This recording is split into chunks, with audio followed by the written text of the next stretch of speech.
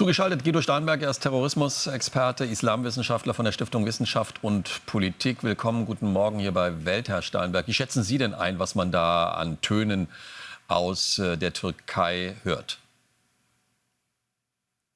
Ja, das ist eine durchaus überraschende und bedrohliche Entwicklung. Wir dürfen nicht vergessen, dass die Türkei und Israel die beiden Militärmächte im Nahen Osten sind, wenn man denn die Türkei als nahöstlichen Staat ansieht.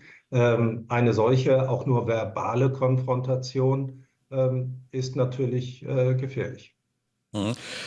Solange es bei einer verbalen Konfrontation bleibt, haben Sie gesagt, das ist gefährlich. Aber ist es wirklich vorstellbar, dass die Türkei da direkt irgendwelche Unternehmungen generiert, die dazu führen könnten, dass quasi dieser Konflikt größer wird? Als NATO-Mitglied, zumal als NATO-Mitglied. Nein, also eine direkte militärische Konfrontation ist tatsächlich nicht vorstellbar. Deswegen muss man sich auch tatsächlich fragen, wie das ja Ihre Kollegin in Istanbul getan hat, was denn die tatsächlichen Hintergründe dieser Äußerungen sind. Und trotzdem ist die Türkei nicht sehr weit von Israel entfernt. Die Türkei ist ohnehin seit einiger Zeit als Rückzugsort für die Hamas sehr wichtig geworden.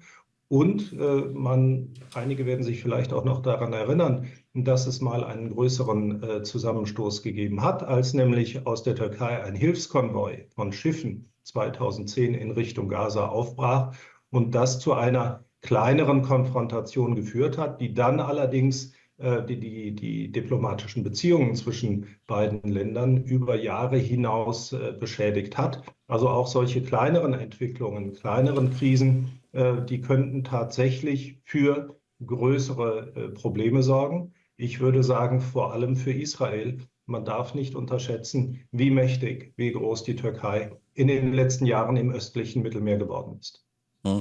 Herr Steinberg, das, was Sie da, Entschuldigung, das, was Sie da gerade entwickelt, auch mit Blick auf das vergangene Wochenende, also dieser drohende, ich sag mal, Zwei-Fronten-Krieg, Gaza zum einen, Libanon, Hisbollah zum anderen. Welche Aktion, welche Reaktion müsste es Ihrer Meinung nach geben, um eben genau das zu verhindern, dass dieser Konflikt nicht weiter eskaliert?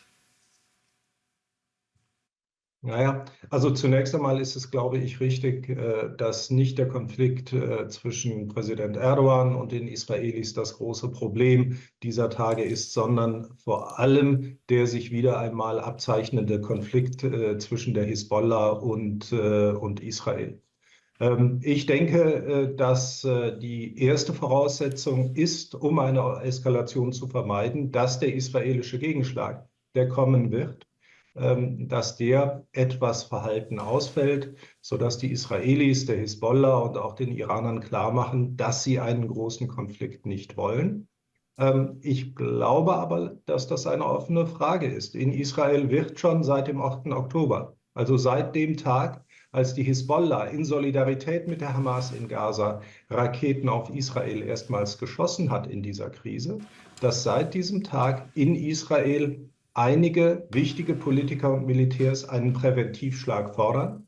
Bisher haben die USA vor allem durch gutes Zureden und durch diplomatische Bemühungen im Libanon dies verhindert.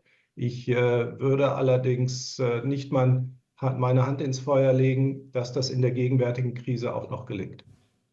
Guido Steinberg, recht vielen Dank für das Gespräch.